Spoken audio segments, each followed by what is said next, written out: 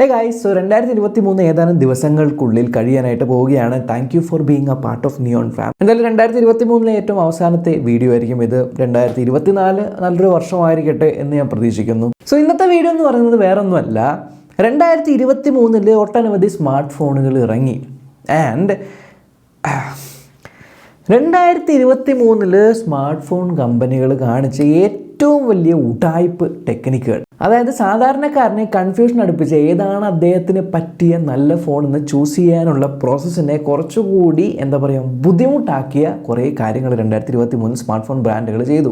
Fine, 2023 കഴിഞ്ഞു. പക്ഷേ 2024 ഈ സ്മാർട്ട് ഫോൺ ബ്രാൻഡുകൾ നിർബന്ധമായി മാറേണ്ടിയിരിക്കുന്നു. മാറ്റേണ്ട കുറച്ച് കാര്യങ്ങളാണ് ഈ ഒരു വീഡിയോ. ആസ് എ കൺസ്യൂമർ നിങ്ങളും നിർബന്ധമായിട്ടും ഈ ഒരു കാര്യം ഉണ്ടോ എന്ന് നോക്കി തന്നെ ഫോണുകൾ മേടിക്കണം. ഫസ്റ്റ് ഓഫ് ഓൾ, 2023 ആൾക്കാരെ പറ്റിച്ച് അല്ലെങ്കിൽ ആൾക്കാരെ കൺഫ്യൂഷൻ അടുപ്പിച്ച് ഏറ്റവും വലിയ സ്മാർട്ട് ഫോൺ തന്ത്രമായിരുന്നു 5G. 2022 നമുക്ക് അത്ര പ്രശ്നം ഉണ്ടായില്ല, കാരണം 4G ഫോണുകളാണെങ്കിലും കുറേയധികം ഹാർഡ്വെയർ റിലേറ്റഡ് ഡെവലപ്മെൻറ്റുകളും സോഫ്റ്റ്വെയർ റിലേറ്റഡ് ഡെവലപ്മെൻറ്റുകളും സ്മാർട്ട് ഫോൺ കമ്പനികൾ കൊണ്ടുവന്നു. പക്ഷേ 2023 ആയപ്പോൾ സത്യം പറഞ്ഞാൽ സ്മാർട്ട് ഫോൺ ബ്രാൻഡുകൾ പെട്ടുപോയി. കാരണം ഹാർഡ്വെയർ വൈസ് കാര്യമായിട്ട് അങ്ങനെ ഇമ്പ്രൂവ്മെൻ്റ് ഒന്നും കൊണ്ടുവരാനില്ല. സോഫ്റ്റ്വെയർ വൈസ് എന്തൊക്കെ ഇമ്പ്രൂവ്മെൻറ്റുകൾ 2023 കൊണ്ടുവന്നോ അതിൻ്റെയൊക്കെ ബഗ്ഗുകൾ ഫിക്സ് ചെയ്യുന്ന തിരക്കിലാണ്. സോ പുതിയ ഫോണുകൾ ബ്രാൻഡുകൾ എങ്ങനെ ഇറക്കും, എന്ത് ചേഞ്ച് വെച്ച് ഇറക്കും? അപ്പോഴാണ് അവർക്കൊരു തുറുപ്പ് ചീട്ട് കിട്ടിയത് 5G. അതായത് 2023 ട്രാൻസിഷൻ പീരീഡ് ആയതുകൊണ്ട് തന്നെ പല സ്മാർട്ട് ഫോൺ മാനുഫാക്ചറേഴ്സും സെയിം ഫോണുകൾ, അതായത് ആ ഒരു പ്രൈസിന് വെർത്ത് അല്ലെങ്കിൽ പ്രൈസിനേക്കാളും കുറഞ്ഞ വെർത്തുള്ള ഫോണുകൾ 5Gയുടെ പേരിൽ പ്രൈസ് കൂട്ടി വിൽക്കുന്നുണ്ട്. ഈവൻ ഈ ഒരു കാര്യത്തിന് കൺഫ്യൂഷൻ അടുപ്പിക്കുന്ന രീതിയിൽ പല സ്മാർട്ട് ഫോണുകളും തുടക്കത്തിൽ 5G ഫോൺ ആയിരുന്നുകൊണ്ട് പേരിൻ്റെ കൂടെ 5G എന്നുള്ള ടാഗ് ലൈനിലാണ് വന്നിരുന്നത്. പക്ഷെ പിന്നീട് ഫോൺ ഇറക്കുമ്പോൾ അതിൻ്റെ സൈഡിൽ 5G എന്ന് പറയുന്ന ടാഗ് ഇല്ല, ജസ്റ്റ് ഫോണിൻ്റെ പേര് മാത്രം.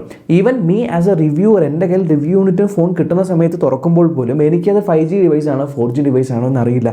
അത് ഓപ്പൺ ചെയ്ത് അതിൻ്റെ സ്പെസിഫിക്കേഷൻസ് നോക്കിയിട്ടുണ്ടെങ്കിൽ സിമ്മൊക്കെ ഇട്ട് നോക്കുമ്പോഴാണ് ഇതൊരു 5G ഡിവൈസ് ആണല്ലേ, അല്ല ഇത് 4G ഡിവൈസ് ആണല്ലേ എന്ന് വരെ തോന്നിക്കുന്നത്. പ്രത്യേകിച്ച് മിഡ് റേഞ്ച് സെഗ്മെൻറ്റ്, ഒരു 15 to 20 ആ ഒരു സെഗ്മെൻറ്റിൽ ഭയങ്കര രീതിയിൽ സ്മാർട്ട് ഫോൺ ബ്രാൻഡുകൾ പറ്റിക്കുന്നുണ്ടായി 5Gയുടെ പേരിൽ. എന്നാൽ 13-12 രൂപയുടെ താഴെ 5G ഫോണുകൾ കിട്ടാനും ഇല്ല. എനിക്ക് ഓർമ്മയുണ്ട് പോക്കോ F4 എന്ന് പറഞ്ഞ ഫോണ്, ഈ ഫോൺ 5G ഫോൺ എന്തായിരുന്നു, പക്ഷേ 5Gയുടെ അപ്ഡേറ്റ് ഇവർ കൊടുത്തിട്ടുണ്ടായില്ല.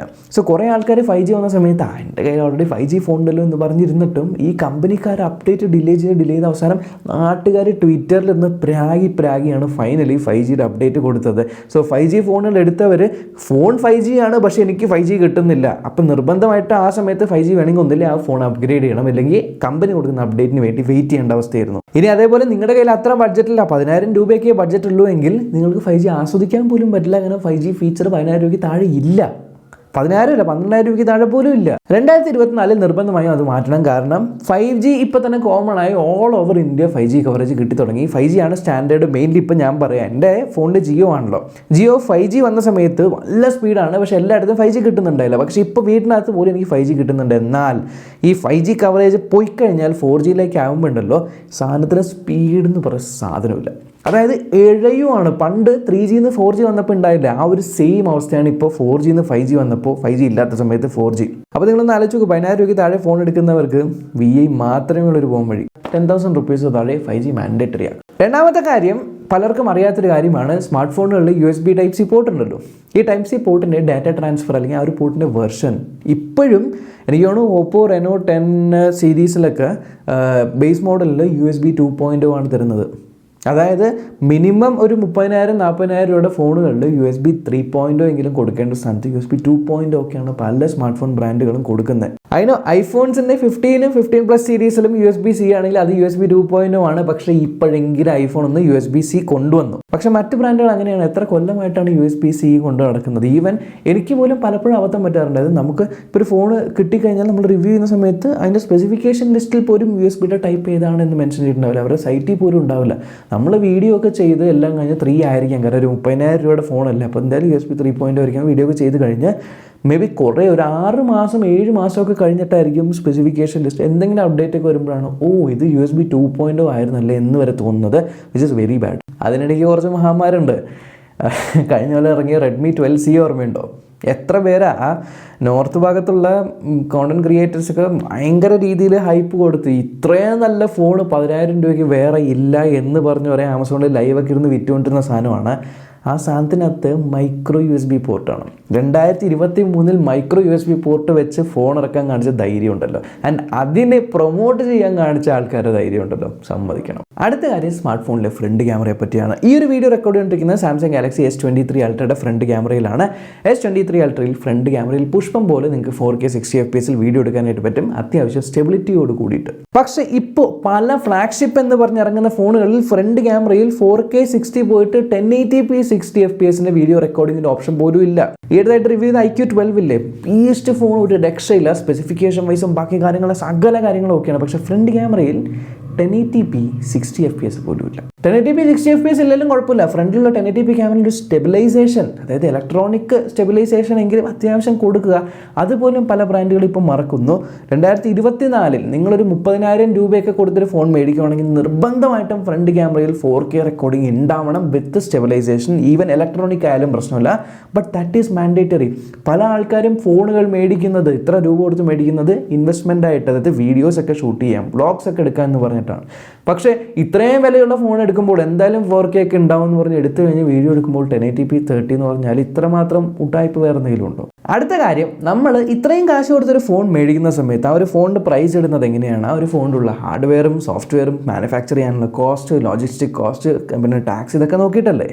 ഇത്രയും കൊടുത്ത് നമ്മളൊരു ഫോൺ സ്വന്തമാക്കി എന്ന് വിചാരിച്ച് ഫോൺ ഓണാക്കി കഴിയുമ്പോഴാണ് നിറച്ചും അഡ്വർടൈസ്മെൻറ്റ്സും അനാവശ്യമായ ആപ്സും, അതായത് ബ്ലോട്ട് വേസ് കൊണ്ട് നിറച്ചിരിക്കുവാണ് പല സ്മാർട്ട് ഫോണുകളും മിഡ് റേഞ്ച് സെഗ്മെൻറ്റിലും ഈവൻ ഫ്ലാഗ്ഷിപ്പ് സെഗ്മെൻറ്റിൽ പോയി. സോ ഞാൻ ഒരു എക്സ്പെരിമെൻറ്റ് ചെയ്ത് നോക്കിയത്, ഒരു ഫോൺ ഞാൻ സെറ്റപ്പ് ചെയ്തുകൊണ്ടിരിക്കുന്ന സമയത്ത് നോർമലി ഞാൻ എന്ത് ചെയ്യാന്ന് വെച്ചാൽ സെറ്റപ്പ് സ്ക്രീനിൽ തന്നെ വൈഫൈ കണക്ട് ചെയ്യാൻ പറയുമ്പോൾ വൈഫൈ കണക്ട് ചെയ്യുന്നു, അങ്ങനെ സെറ്റപ്പ് ചെയ്ത് പോകുന്നു. ഏകദേശം ഒരു 15-20 മിനിറ്റോളം എടുക്കും സെറ്റപ്പ് കഴിയാനായിട്ട്. ഈ കഴിഞ്ഞ സെറ്റപ്പ് കഴിഞ്ഞ് ഉള്ളിൽ പോകുമ്പോൾ മൊത്തം ഈ ഒരു അനാവശ്യമായ ആപ്ലിക്കേഷൻ ഇൻസ്റ്റാൾ ചെയ്തിട്ടുണ്ടാവും. ഞാൻ ഒരു ദിവസം വൈഫൈ ഇല്ലാത്തതുകൊണ്ട് ഞാൻ ജസ്റ്റ് നെക്സ്റ്റ് അടിച്ച് വൈഫൈ കണക്ട് ചെയ്യാണ്ട് സിമ്മ് ഇടാണ്ട് ഫോൺ സെറ്റപ്പ് ചെയ്തപ്പോൾ 10 മിനിറ്റിനുള്ളിൽ ഫോണിൻ്റെ സെറ്റപ്പ് കഴിഞ്ഞ് എൻ്റെ ഒരു ബ്ലോട്ട് വെയർ പോലും ആ ഒരു ഫോണിലില്ല. അതായത് നിങ്ങളൊരു ഫോൺ മേടിച്ച് കഴിഞ്ഞ് നിങ്ങൾ വൈഫൈ കണക്ട് ചെയ്യുമ്പോൾ ബാക്ക്ഗ്രൗണ്ടിലാണ് ഈ ഒരു ആപ്ലിക്കേഷൻസ് ഡൗൺലോഡായി ഇൻസ്റ്റാൾ ആവുന്നത്. ഇത് ഫോണിൽ പ്രീ പ്രോഗ്രാം ചെയ്ത് വെച്ചിട്ടുണ്ട്. ഈ ഫോൺ ഒരാൾ പൈസ കൊടുത്ത് മേടിച്ച് ഫോണിൽ വൈഫൈ കണക്ട് ചെയ്യുവാണെങ്കിൽ നിങ്ങൾ ഈ ഒരു ആപ്ലിക്കേഷൻസ് എല്ലാം ആ ഫോണിൽ ഇൻസ്റ്റാൾ ചെയ്ത് കൊടുക്കും. എന്ത് കാര്യത്തിന്? അത് വേണമെങ്കിൽ യൂസർ ഇൻസ്റ്റാൾ ചെയ്താൽ പോരെ, അല്ലാണ്ട് ഇൻസ്റ്റാൾ ചെയ്ത് കൊടുക്കേണ്ട ആവശ്യം എന്താ? ഈവൻ ഇൻസ്റ്റാൾ ചെയ്ത് കൊടുത്ത ആപ്ലിക്കേഷൻസ് പലതും കളയാനായിട്ടും പറ്റില്ല. പിന്നെ ഏറ്റവും കൂടുതൽ വെറുപ്പിക്കുന്ന കാര്യമാണ് ഈ ഫോൺ കമ്പനികൾ അവരുടെ സ്വന്തമായിട്ടുള്ള ആപ്പ് സ്റ്റോർ കൊടുത്ത് ആപ്പുകൾ ഇൻസ്റ്റാൾ ചെയ്യിപ്പിക്കുക എന്നുള്ളത്. അതായത് ഇപ്പോൾ ആപ്പിളിൻ്റെ കാര്യം നമ്മൾ നോക്കുകയാണെങ്കിൽ ഐഫോണിൽ നിങ്ങൾക്ക് ഒരു ആപ്പ് ഇൻസ്റ്റാൾ ചെയ്യണമെങ്കിൽ സൈഡ് ലോഡ് ചെയ്യാൻ പറ്റില്ല, അവരുടെ ആപ്പ് സ്റ്റോറിൽ നിന്ന് മാത്രമേ ഇൻസ്റ്റാൾ ചെയ്യാനായിട്ട് പറ്റുള്ളൂ. അതുകൊണ്ട് തന്നെ ഒരൊറ്റ സ്ഥലത്ത് നിന്നുമാണ് ഏതൊരു ആപ്ലിക്കേഷനും വരുന്നത്. സോ നമ്മൾക്ക് ഒരു സെക്യൂരിറ്റി ഉണ്ട്, അതായത് ആപ്പിൾ അതിനകത്ത് പോകുന്ന ഓരോ ആപ്ലിക്കേഷൻസും സ്കാൻ ചെയ്തിട്ടാണ് ഉള്ളിൽ വരുന്നത്. ആൻഡ് അവിടെ നിന്ന് മാത്രമേ നമ്മുടെ ഫോണിലേക്ക് കയറുള്ളൂ. അനാവശ്യമായിട്ട് തേർഡ് പാർട്ടി സൈറ്റിൽ നിന്നൊക്കെ നമ്മുടെ ഫോണിൽ കയറില്ല. ആൻഡ്രോയിഡിൻ്റെ കാര്യത്തിൽ അങ്ങനെയല്ല, നമുക്ക് പ്ലേ സ്റ്റോറിൽ നിന്നും ഇൻസ്റ്റാൾ ചെയ്യാം, അല്ലാണ്ട് APKs ഡൗൺലോഡ് ചെയ്ത് ഇൻസ്റ്റാൾ ചെയ്യാം. പക്ഷേ ഒട്ടുമിക്ക ആൾക്കാരൊന്നും പോയി APK ഇപ്പോൾ ഡൗൺലോഡ് ഒന്നും ചെയ്ത് ഇൻസ്റ്റാൾ ചെയ്യാറില്ല. എല്ലാവരും പ്ലേ സ്റ്റോറിൽ നിന്ന് തന്നെയാണ്. ആൻഡ് പ്ലേ സ്റ്റോറിന് ഗൂഗിൾ പ്ലേ പ്രൊട്ടക്റ്റ് ഉണ്ട്, അവർ സ്കാൻ ചെയ്തിട്ട് അത്യാവശ്യം കുഴപ്പമില്ല, നല്ല ആപ്ലിക്കേഷൻസ് ആണെങ്കിൽ മാത്രമേ ഫോണിൽ ഇൻസ്റ്റാൾ ചെയ്യുള്ളൂ. ഈ പറയുന്ന ആപ്പ് സ്റ്റോറുകളുണ്ടല്ലോ ഈ കമ്പനികളുടെ സ്വന്തമായിട്ടുള്ള, ഈവൻ പല ഫോണുകളിൽ നമ്മൾ ഓണാക്കി ഗൂഗിൾ അക്കൗണ്ട് ലോഗിൻ പോലും ചെയ്യാതെ ഉള്ളിൽ കയറി കഴിഞ്ഞാലും ഇവരുടെ സ്വന്തമായ ആപ്പ് സ്റ്റോറിനകത്ത് കയറി കഴിഞ്ഞാൽ ആപ്ലിക്കേഷൻസ് ഇൻസ്റ്റാൾ ചെയ്യാം. ആൻഡ് ഇവരുടെ ആപ്പ് സ്റ്റോറിലുള്ള ആപ്ലിക്കേഷൻസിൽ പകുതി മുക്കാൽ ആപ്ലിക്കേഷൻസും പ്ലേ സ്റ്റോറിൽ ഇല്ല, കാരണം പ്ലേ സ്റ്റോറിൻ്റെ സെക്യൂരിറ്റി ടെസ്റ്റ് പാസ്സായിട്ടില്ല. പിന്നെ എന്തിന് ആൾക്കാരെ കൊണ്ട് അതിൽ നിന്നും ഡൗൺലോഡ് ചെയ്ത് ഇൻസ്റ്റാൾ ചെയ്യിപ്പിക്കുന്നു? ആൻഡ് ഫോൺ ഓൺ ആക്കുമ്പോൾ തന്നെ അവരുടെ ആപ്പ് സ്റ്റോറിൻ്റെ പ്രൊമോഷൻ വരുന്നുണ്ട്. ഈവൻ വിവോ ഫോണുകളിലൊക്കെ നമ്മൾ ഫോൺ ഓൺ ആക്കി കഴിഞ്ഞാൽ ഫസ്റ്റ് തന്നെ ആ ഒരു ആപ്പ് സ്റ്റോറിനെയാണ് ഹൈലൈറ്റ് ചെയ്ത് കാണിക്കുന്നത്. അത്രമാത്രം ഒരു ഫോക്കസ് ആണ് അവരുടെ സ്വന്തമായിട്ടുള്ള ആപ്പ് സ്റ്റോറിൽ കൊടുക്കുന്നത്. അതെന്തിന്? അത് നിർത്തണം. ആക്ച്വലി ഒരൊറ്റ റെപ്പോസിറ്ററി മതി, പ്ലേ സ്റ്റോർ മാത്രം, അതിൽ നിന്ന് മാത്രം ഇൻസ്റ്റാൾ ചെയ്യുവാണെങ്കിൽ കുറച്ചുകൂടെ സെക്യൂർ ആയിരിക്കും. നമ്മൾക്കൊരു കൺട്രോൾ ഉണ്ടാകും ഏത് ആപ്ലിക്കേഷൻസ് ആ ഫോണിൽ വരുന്നതെന്ന്. ബാക്ക്ഗ്രൗണ്ടിൽ ഡേറ്റ കൺസ്യൂം ചെയ്യില്ല, അനാവശ്യമായിട്ടുള്ള നോട്ടിഫിക്കേഷൻസ് ഉണ്ടാവില്ല, കൊടുത്ത കാശിന് ആ ഒരു ഫോൺ വിലയുണ്ടാവും. അല്ലാണ്ട് കഷ്ടപ്പെട്ട് കാശുണ്ടാക്കി ആ ഒരു ഫോൺ മേടിച്ചിട്ട് ഇമാതിരി ചെയ്യുന്നത് മഹാ ഉടായിപ്പ്. അടുത്തത് പ്രൈസിൻ്റെ ഇൻഫ്ലേഷനാണ്. അതിൽ നമുക്കൊന്നും ചെയ്യാൻ പറ്റില്ല. വർഷാവർഷം ഏകദേശം 6-7% ഫോണിൻ്റെ പ്രൈസ് കൂടും. അതായത് പണ്ട് കാലത്ത് 10,000 രൂപയ്ക്ക് അല്ലെങ്കിൽ 20,000 രൂപയ്ക്ക് മേടിച്ചുകൊണ്ടിരുന്ന ഫോണും ഇന്നത്തെ കാലത്ത് 20,000 രൂപയ്ക്ക് മേടിച്ചുകൊണ്ടിരുന്ന ഫോണും നോക്കിക്കഴിഞ്ഞാൽ ശരിയാണ്, പ്രൈസ് കൂടിയിട്ടുണ്ടെങ്കിലും അതിനനുസരിച്ച് നമ്മുടെ പ്രോസസ്സർ കൂടിയിട്ടുണ്ട്, റാം കൂടിയിട്ടുണ്ട്, അതൊക്കെ ബെറ്റർ ആയിട്ടുണ്ട്. പക്ഷേ ഈ സെയിലിൻ്റെ സമയത്ത് സൈഡിൽ കാണിക്കുന്ന പ്രൈസ് ഉണ്ടല്ലോ, അതായത് നിങ്ങൾ എടുത്ത് നോക്ക്, സെയിലിൻ്റെ സമയത്ത് വെബ്സൈറ്റിൽ പോകുമ്പോൾ 39,000 രൂപയ്ക്ക് ഐഫോൺ, 29,000 രൂപയ്ക്ക് ഈ ഫോൺ എന്നൊക്കെ പറഞ്ഞ് ഇട്ടിട്ടുണ്ടാവും. പക്ഷേ സൈഡിലൊരു സ്റ്റാർ ഇട്ടിട്ടുണ്ട്, inclusive of all offers. So നമ്മൾ ഒരു സാധാരണക്കാരൻ പോകുമ്പോൾ വിചാരിക്കുമ്പോൾ എല്ലാ ഓഫറും കൂടെ അപ്ലൈ ചെയ്ത് കഴിഞ്ഞാൽ എനിക്ക് ഇത്രയും രൂപയ്ക്ക് കിട്ടുമല്ലേ. എന്തിനാ ഒരു ഫോൺ ലോഞ്ച് ചെയ്യുന്ന സമയത്ത് പോലും ലോഞ്ചിങ് പ്രൈസ് എന്ന് പറഞ്ഞ് കാണിക്കുന്നത് ഇപ്പോൾ 49,999 രൂപയാണ്. നോക്കുമ്പോൾ 50,000 രൂപയ്ക്ക് ഫോൺ, കിഡു ഫോൺ. നേരെ കടയിൽ പോയിട്ട് ഈ സാധനം മേടിക്കാൻ പോകുമ്പോഴായിരിക്കും, കടയിൽ പോയിട്ട് ഒരു ഫോൺ മേടിക്കാൻ പോകുമ്പോൾ ഇതിന് 60,000 രൂപയായിരിക്കും ഇല്ല. അപ്പോൾ എങ്ങനെയാണെന്ന് നോക്കുമ്പോഴാണ് ചേട്ടാ ബാങ്ക് ഓഫർ, ഈ ഓഫർ, ആ ഓഫർ, എക്സ്ചേഞ്ച് ഓഫറൊക്കെ അപ്ലൈ ചെയ്യുമ്പോഴാണ് ഇത് വരുന്നത്. നിങ്ങളുടെ കയ്യിൽ ഈ ബാങ്കിൻ്റെ കാർഡുണ്ടോ? ഇല്ല. ഈ ഒരു ഫോൺ എക്സ്ചേഞ്ച് ചെയ്യാനുണ്ടോ? ഇല്ല. അപ്പോൾ നിങ്ങൾക്ക് 60,000 രൂപയാണ്. വിച്ച് മീൻസ് അവർ കാണിക്കുന്ന പ്രൈസ് ഒറിജിനൽ പ്രൈസ് അല്ല. ഈ ബാങ്ക് ഓഫേഴ്സും ഇതൊക്കെ ഇൻക്ലൂഡിംഗ് ആയിട്ടുള്ള ഓഫേഴ്സ് ആണെങ്കിൽ അത് എല്ലാവർക്കും ആപ്ലിക്കബിൾ ആണെങ്കിൽ മാത്രമേ കാണിച്ചിട്ടുള്ളൂ. ഇല്ലെങ്കിൽ നിങ്ങൾ കാണിക്കണം ഇത്രയാണ് പ്രൈസ്, ലോവസ്റ്റ് ഇത്ര രൂപ വരെ നിങ്ങൾക്ക് കിട്ടും നിങ്ങൾക്ക് ഈ ബാങ്കിൻ്റെ കാർഡ് ഉണ്ടെങ്കിൽ. സോ നിങ്ങൾ ആക്ച്വൽ സെയിൽ പ്രൈസ് ഇടുക, ലോവസ്റ്റ് പ്രൈസ് ഇടുക. അപ്പോൾ ആൾക്കാർക്ക് മനസ്സിലാവും, ഓക്കെ എനിക്ക് ഈ ഒരു പ്രൈസാണ് സെയിലിന് കിട്ടുന്നത്, എൻ്റെ അടുത്ത് ബാങ്ക് ഓഫർ ഉണ്ടെങ്കിൽ ഇത്രയും കുറച്ച് കിട്ടാം. സോ ആ ഒരു ഉടായ്പ പരിപാടി കാണിക്കരുത്. പിന്നെ ചിലർ ഫോൺ എടുക്കുന്ന സമയത്ത് ഞാൻ കണ്ടിട്ടുണ്ട് 16 GB, അതായത് ഇപ്പോൾ 20,000 രൂപയ്ക്ക് ഫോൺ നോക്കുവാണെങ്കിൽ 8 GB റാമിൻ്റെ ഫോണുകൾ കിട്ടും. നോക്കുമ്പോൾ പെട്ടെന്ന് 16 GB റാമിൻ്റെ ഒരു ഫോൺ കിട്ടുന്നുണ്ടോ, എന്നാൽ പിന്നെ 20,000 രൂപയ്ക്ക് 16 GB മേടിച്ചാൽ പോരെ എന്ന് പറഞ്ഞ് നോക്കുമ്പോൾ സൈറ്റിൽ 16 GB ആണ് കാണിക്കുന്നത്, മേടിക്കുന്നത്. പക്ഷേ ആ ഫോണിൻ്റെ അകത്ത് 8 GB റാമേ ഉള്ളൂ. ആൻഡ് 16 GB എന്ന് പറയുന്ന സൈഡിൽ സ്റ്റാർ ഉണ്ടാകുമ്പോൾ ശ്രദ്ധിക്കില്ല, അതായത് എക്സ്റ്റെൻഡഡ് റാം അല്ലെങ്കിൽ virtual Ram. So 8 GB actual റാമും പിന്നെ നമ്മുടെ മെമ്മറിയിൽ നിന്ന് ഒരു 8 GB കൂടി എടുത്തിട്ട് 16 GB റാമായിട്ട് തരുന്നത്. ഈ മെമ്മറിയിൽ നിന്ന് എടുക്കുന്ന 8 GB റാം എൻ്റെ പല വീഡിയോസിലും ഞാൻ ഈ ഒരു വിർച്വൽ റാം, എക്സ്റ്റെൻഡഡ് റാം കാണിച്ചു തന്നിട്ടുണ്ട്. പക്ഷേ ആ ഒരു റാം ആക്ച്വലി നമ്മുടെ ഫോണിൻ്റെ അകത്തുള്ള റാമിൻ്റെ അത്രയും പെർഫോമൻസ് ഒന്നും തരില്ല. ജസ്റ്റ് ആപ്ലിക്കേഷൻസ് ചിലതൊക്കെ ബാക്ക്ഗ്രൗണ്ടിൽ കീപ്പ് ചെയ്യാൻ മാത്രമേ യൂസ്ഫുൾ ആവുള്ളൂ. സ്റ്റോറേജ് വേണ്ടവർ അത് ഓഫാക്കി ഇടുക എന്നുള്ള വീഡിയോ ഞാൻ ഇട്ടിട്ടുണ്ട്. എന്നാലും പല സൈറ്റുകളിലും ഇപ്പോഴും എക്സ്റ്റെൻഡഡ് റാമിനെ ആക്ച്വൽ റാം ആണ് എന്നുള്ള രീതിയിൽ കമ്പൈൻ ചെയ്ത് എഴുതിയാണ് വിൽക്കുന്നത്. ആൾക്കാർ കൺഫ്യൂഷൻ അടുപ്പിക്കും. അതായത് സൈറ്റിൽ കയറി കഴിഞ്ഞാൽ പോലും ഒരു സ്റ്റാർ ഇട്ടിട്ട് ഉണ്ടാവും എന്നല്ലാണ്ട് ഈ സ്റ്റാർ എന്താണ് എന്നുള്ളത് തപ്പിപ്പിടിച്ച് കണ്ടുപിടിക്കണം. ഞാൻ ഒരു സാധാരണക്കാരൻ നോക്കുമ്പോൾ എന്താ 16 GB റാമോ, ആ കൊള്ളാം, 20,000 രൂപയ്ക്ക് മേടിക്കാം. മേടിച്ച് ഫോൺ തുറന്ന് നോക്കുമ്പോൾ 8 GB ഉള്ളൂ. നോക്കുമ്പോൾ 8 GB extended Ram. Extended Ram നമുക്ക് മെമ്മറി വെച്ച് എക്സ്റ്റെൻഡ് ചെയ്യാം, ഭയങ്കര സംഭവമെന്ന് വിചാരിച്ചെടുക്കും. വിച്ച് ഇസ് നോട്ട് ഭയങ്കര സംഭവം, അതൊരു ടൈപ്പാണ്. പിന്നെ OS അപ്ഡേറ്റുകളുടെ കാര്യം, അതായത് OS അപ്ഡേറ്റ് നമ്മൾ ഇത്ര വർഷം കൊടുക്കുന്നുണ്ട് എന്ന് പറയും. ഇപ്പോൾ സാംസങ് ആണെങ്കിൽ ഇപ്പോൾ ഫ്ലാഗ്ഷിപ്പ് സീരീസിൽ 5 വർഷം കൊടുക്കുന്നുണ്ടെന്ന് പറയും. 5 വർഷം OS, 2 വർഷം സെക്യൂരിറ്റി എന്നൊക്കെ പറയുന്നുണ്ട്. ഈ സെക്യൂരിറ്റിയും OS അപ്ഡേറ്റ്സും ബ്രാൻഡുകൾ കൊടുക്കുമ്പോൾ ടൈംലി ആയിട്ട് കൊടുക്കണം. അതായത് OS അപ്ഡേറ്റ് ആൻഡ്രോയിഡ് 13 നിന്ന് 14 അല്ലെങ്കിൽ 14 നിന്ന് 15 അപ്ഡേറ്റ് ഒക്കെ ഇയർലി വൺസ് എങ്കിലും കൊടുക്കണം എന്നുള്ളതാണല്ലോ. അല്ലാത്ത സെക്യൂരിറ്റി അപ്ഡേറ്റ്സ് മന്ത്ലി കൊടുക്കണം. ഇപ്പോൾ എൻ്റെ ഒരു എക്സ്പീരിയൻസ് പറയുകയാണെങ്കിൽ ഐഫോൺസ് സെക്യൂരിറ്റി അപ്ഡേറ്റ് എന്താണെങ്കിലും ചടയെന്ന് പറഞ്ഞ് കൊടുക്കും. ഈവൻ സാംസങ്ങിൽ ഇന്നേ വരെ 12 ഡിസംബർ മാസം ഉൾപ്പെടെ 12 അപ്ഡേറ്റുകൾ വന്നിട്ടുണ്ട്. കൂടാതെയാണ് ആൻഡ്രോയിഡ് മറ്റേ 1 UI 6 ഒക്കെ അപ്ഡേറ്റ് വന്നത്. വിച്ച് മീൻസ് ഈ ഒരു മാസം എന്തെങ്കിലും ഇഷ്യൂസ്, സെക്യൂരിറ്റി ഇഷ്യൂസ് കണ്ടുപിടിച്ചെങ്കിൽ അത് ഇമ്മീഡിയറ്റ്ലി ഫിക്സ് ചെയ്ത് കൊടുക്കും. സോ ദാറ്റ് നെക്സ്റ്റ് വന്ന് ആ ഒരു ഇഷ്യൂ വരില്ല. പല കമ്പനീസും ഈ ഒരു മാസം സെക്യൂരിറ്റി അപ്ഡേറ്റ് ഓക്കെ ഇന്ന പ്രശ്നമുണ്ട്, അതവിടെ എഴുതി വയ്ക്കും. അടുത്ത മാസം സെക്യൂരിറ്റി അങ്ങനെ 3 മാസം 4 മാസം കഴിയുമ്പോൾ എന്നാൽ ഇനിയൊരു പാച്ച് കൊടുത്തേക്കാം. അപ്പോൾ ഈ 3 മാസത്തെ സെക്യൂരിറ്റി പാച്ച് കൊടുക്കുന്നത് 4ാമത്തെ മാസമാണ്. അപ്പോൾ ഈ 3 മാസത്തിൻ്റെ വൾനറബിലിറ്റി ഒക്കെ എവിടെ പോകാനാണ്? അതുകൊണ്ട് എന്താ ഗുണം ആൾക്കാർക്ക്? സോ ടൈംലി അപ്ഡേറ്റുകൾ കൊടുക്കണം. അതേപോലെ നാട്ടുകാർക്ക് നല്ല രീതിയിൽ പണി കിട്ടിയൊരു സംഭവമാണ് ചാർജർ ഊരുക എന്നുള്ളത്. ഫ്ലാഗ്ഷിപ്പ് ലെവലിലുള്ള ഫോണിൽ ചാർജർ ഊരുക ഇറ്റ് ഈസ് അണ്ടർസ്റ്റാൻഡബിൾ. അതായത് 1,00,000 രൂപ കൊടുത്തൊരു ഫോൺ മേടിക്കാൻ ഒരാളുടെ ഉണ്ടെങ്കിൽ ഒരു 1000 രൂപ ചാർജർ മേടിക്കാൻ അദ്ദേഹത്തിന് ഒരു കുഴപ്പമില്ല. വീട്ടിൽ വേറെ ഫോണുകൾ ഉണ്ടെങ്കിൽ അതിൻ്റെ ചാർജർ യൂസ് ചെയ്യാം. പക്ഷേ ഈ 10,000 അതേപോലെ 15,000 20,000 രൂപയ്ക്ക് കൊടുത്ത് മേടിക്കുന്ന ഒരാൾ, അതൊക്കെ എൻട്രി ലെവൽ ഫോൺസ്, ആദ്യമായിട്ട് സ്മാർട്ട് ഫോൺസിൽ കയറുന്നവരായിരിക്കും, അല്ലെങ്കിൽ അതായത് ഫീച്ചർ ഫോണിൽ നിന്നൊക്കെ സ്മാർട്ട് ഫോണിൽ വരുന്ന അങ്ങനത്തെ ആൾക്കാരായിരിക്കും. ഇവർക്കൊക്കെ ചാർജർ കൊടുക്കണ്ടേ? 20,000 രൂപയുടെ സാംസങ് ഒക്കെ എന്തോ കാണിച്ചു 20,000 രൂപയുടെ 15,000 രൂപയുടെ ഫോണിൽ നിന്നൊക്കെ ചാർജർ പെട്ടിന്നെടുത്ത് കളഞ്ഞ് USB Type-C to Type-C cable കൊടുത്തേക്കുന്നത്. നിങ്ങൾക്ക് തോന്നുന്നുണ്ടോ ഒരു 10,000 രൂപയുടെ ഫോൺ ഉപയോഗിച്ച് ആൾ Type-C to Type-C charger use ചെയ്യുമെന്ന്?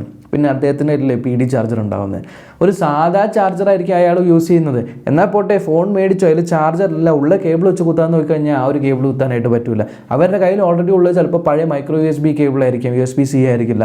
അപ്പോൾ അദ്ദേഹം എന്തായാലും കടയിൽ പോകുമ്പോൾ അവർ പറയും ഇതിന് Type-C ചാർജർ PD ആണ് വേണ്ടത്, PD മേടിക്കണം.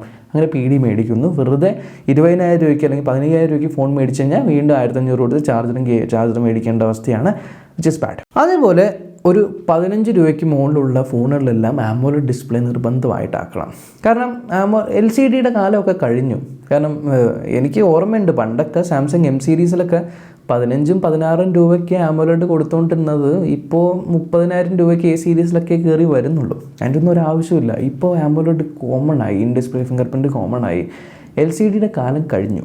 അതൊക്കെ കൂടി ഒരു 10,000 റുപ്പീസിന് താഴെ ഒരു കോസ്റ്റ് കട്ടിങ്ങിന് വെക്കാന്നല്ലാണ്ട് കറണ്ട് കഥം.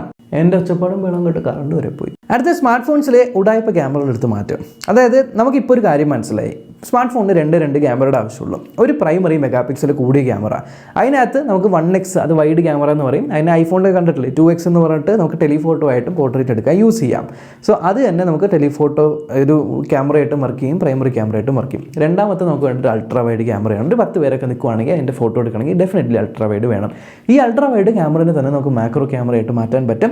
നമ്മുടെ മോട്ടോ എഡ്ജ് 14 നിയോലൊക്കെ നമ്മൾ കണ്ടാണ് നല്ല മാക്രോ ഫോട്ടോസ് എടുക്കാനായിട്ട് പറ്റുന്നുണ്ട്. സോ അത് മതി ഒരു മാക്രോയ്ക്ക്. അതിന് പകരം ഫോണുകളിൽ 2 മെഗാപിക്സലിൻ്റെ മാക്രോ 2 മെഗാപിക്സലിൻ്റെ ഡെപ്ത് ക്യാമറ, ഈ ഒരു ഡെപ്ത് ക്യാമറ തന്നുകൊണ്ടിരുന്ന സമയത്ത് അത് ഇനി 2024 ഒഴിവാക്കുക.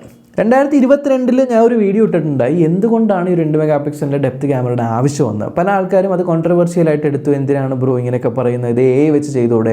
അന്നത്തെ കാലത്ത് AI ഒന്നും അത്ര സ്ട്രോങ് ആയിരുന്നില്ല. അതുകൊണ്ട് തന്നെ സ്മാർട്ട് ഫോണിന് ഡേറ്റ വേണം. അതെന്താണെന്ന് വിശദമായിട്ട് ഞാൻ വീഡിയോ ചെയ്തിട്ടുണ്ടായി മെയിൻ ചാനലിൽ. അന്ന് റെലവൻ്റ് ആയിരുന്നു 2 MP ഡെപ്ത് ക്യാമറ. പക്ഷേ ഇന്നിട്ട് ഇറലവൻ്റ്. AI ഭയങ്കരമായിട്ട് പ്രോഗ്രസ് ചെയ്തു. ബട്ട് സ്റ്റിൽ 2 MP ഒക്കെ കൊടുത്ത് ആൾക്കാരെ പറ്റിക്കുവാണെങ്കിൽ വേസ്റ്റ്. സോ AIയുടെ കാര്യം പറഞ്ഞപ്പോഴാണ് ഒരു കാര്യം എനിക്ക് പറയാനുള്ളത്. ഇക്കൊല്ലം സ്മാർട്ട് ഫോൺ ബ്രാൻഡുകൾ മെയിനായിട്ട് കളിക്കാൻ പോകുന്ന സംഭവം അത് തന്നെയാണ്. ലാസ്റ്റ് ഇയർ 5G കയറി പിടിച്ചു. ഓക്കെ, ലാസ്റ്റ് ഇയർ വേറൊന്നും ഹാർഡ്വെയർ ചേഞ്ച് ചെയ്യാനുണ്ടായില്ല എന്നുള്ളതുകൊണ്ട് 5G നല്ല രീതിയിൽ കളിച്ചു. ഇനിയിപ്പോൾ ഈ കൊല്ലം 5G മാൻഡറ്ററി, എല്ലാവർക്കും 5G ആയതുകൊണ്ട് അതിൽ കളിക്കാൻ പറ്റുമല്ലോ. അവിടെയാണ് AIയുടെ കാര്യം വരുന്നത്. ഇത്രയും നാളും നമ്മൾ സ്മാർട്ട് ഫോണിൻ്റെ പുറകിൽ കണ്ടിരുന്ന ഒരു വാക്കായിരുന്നു അത് AI. അത് ക്യാമറയുടെ സൈഡിൽ കാര്യമായിട്ട് എഴുതിക്കും AI ക്യാമറ എന്ന്. പക്ഷേ ആ AI ക്യാമറ എന്തുവാണെന്ന് അറിയുമോ നിങ്ങൾക്ക്? എന്തുവാണ് അതിൽ AI ഉള്ളതെന്ന് അറിയുമോ? ഒരു കമ്പനി പോലും അവരുടെ സൈറ്റിൽ AI എന്തൊക്കെയാണ് ചെയ്യുന്നത് എന്നൊന്നും മെൻഷൻ ചെയ്തിട്ടില്ല. AI camera. എന്നിട്ട് കൂടിപ്പോയാൽ പറയും നമ്മൾ ഫുഡാണ് ഫോട്ടോ എടുക്കുന്നെങ്കിൽ അവിടെ ഫുഡ് എന്ന് എഴുതി കാണിക്കും, നമ്മൾ പേഴ്സണാണ് ഫോട്ടോ എടുക്കുന്നെങ്കിൽ പേഴ്സൺ എന്ന് എഴുതി കാണിക്കും. അതിന് AIയുടെ ആവശ്യമൊന്നുമില്ല. ഞാൻ 2015 എഞ്ചിനീയറിംഗ് പഠിക്കുന്ന സമയത്ത് നമ്മുടെ മറ്റേ സാധനം ഉണ്ടല്ലോ, എന്താണ് അർഡുയിനോ ബോർഡ് എന്നുള്ള സാധനമുണ്ട്. അർഡുയിനോ ബോർഡും അതേപോലെ ഒരു ചെറിയ ക്യാമറയൊക്കെ വെച്ചിട്ട്, അല്ലെങ്കിൽ പൈത്തണിലൊക്കെ നമ്മൾ വെബ് ക്യാമറ വെച്ചിട്ട് ഇത് ഹ്യൂമൺ ആണോ ഫുഡാണോ എന്നൊക്കെ തിരിച്ചറിയാൻ പറ്റുന്ന ഇതൊക്കെ കോഡുകളൊക്കെ നമ്മൾ ചെയ്യുന്നത്. അതൊന്നും AI ഒന്നുമല്ല, അതൊക്കെ ഒരു നോർമൽ ബേസിക് കോഡിംഗ് ആണ്. ഇതൊക്കെ വെച്ചിട്ടാണ് ഇവർ AI എന്നും പറഞ്ഞുകൊണ്ടിരുന്നത്. 2024 ഇതിൻ്റെ അങ്ങേയറ്റമായിരിക്കും എന്ന് എനിക്ക് തോന്നുന്നത്. ഇപ്പോൾ ഇറങ്ങാൻ പോകുന്ന S24 Ultra എന്ന് പറഞ്ഞ ഫോൺ ഒരു AI ഫോണായിട്ടാണ് മാർക്ക് ചെയ്തേക്കുന്നത്. സോ അതിലിപ്പോൾ പറയുന്നത് നമ്മൾ ഫോൺ സംസാരിക്കുമ്പോൾ ലൈവായിട്ട് ട്രാൻസ്ലേറ്റ് ചെയ്ത് കൊടുക്കുക വേറെ ഭാഷയിലേക്ക്, അങ്ങനെ കുറേ AI ഫീച്ചേഴ്സ് വരുന്നുണ്ട്. എന്തൊക്കെയാണ് AI ഫീച്ചർ എന്ന് കൃത്യമായിട്ട് ആർക്കും അറിയില്ല. ഓക്കെ, ഫ്ലാഗ്ഷിപ്പ് ലെവൽ ഫോണുകളിൽ റിസർച്ച് ആൻഡ് ഡെവലപ്മെൻറ്റ് ചെയ്യാൻ ആൾക്കാരുള്ളതുകൊണ്ട് അവർ ചെയ്യും. പക്ഷേ ബഡ്ജറ്റ് ലെവൽ അതേപോലെ മിഡ് റേഞ്ച് ഫോണുകളിലൊക്കെ ചുമ്മാ AI അങ്ങ് ചാർത്ത് നോക്കിക്കോ. അതായത് സോഫ്റ്റ്വെയർ അപ്ഡേറ്റ് വഴി നിസ്സാരമായിട്ട് ഏതൊരു ഫോണിനും കൊടുക്കാൻ പറ്റുന്ന പല ഫീച്ചേഴ്സും അവർ എക്സ്ക്ലൂസീവ് ഫീച്ചേഴ്സ് എന്നുള്ള രീതിയിൽ നമ്മുടെ ഐഫോണിൻ്റെ ഡൈനാമിക് ഐഡൻ്റൊക്കെ വന്നില്ലേ, അമ്മാതിരി AIനെ ചാർത്തി ഈ ഒരു കൊല്ലം AI വർഷമായിരിക്കും. AI വെച്ചായിരിക്കും സ്മാർട്ട് ഫോൺ ബ്രാൻഡുകൾ ആൾക്കാരെ പറ്റിക്കാൻ പോകുന്നതെന്നാണ് എനിക്ക് തോന്നുന്നത്. സോ നിങ്ങൾക്ക് എന്താണ് അഭിപ്രായം? ഈ പറഞ്ഞ കാര്യങ്ങൾ കൂടാതെ എന്താണ് സ്മാർട്ട് ഫോൺസ് ഇനി ചെയ്യേണ്ട മാറ്റങ്ങൾ? അതായത് ആൾക്കാർ ഇനി 2024 എന്തൊക്കെ രീതിയിലായിരിക്കും പറ്റിക്കാൻ പോകുന്നത് എന്ന് നിങ്ങൾക്ക് തോന്നുന്നു ജസ്റ്റ് കമൻറ്റ് ചെയ്യാം. ബൈ.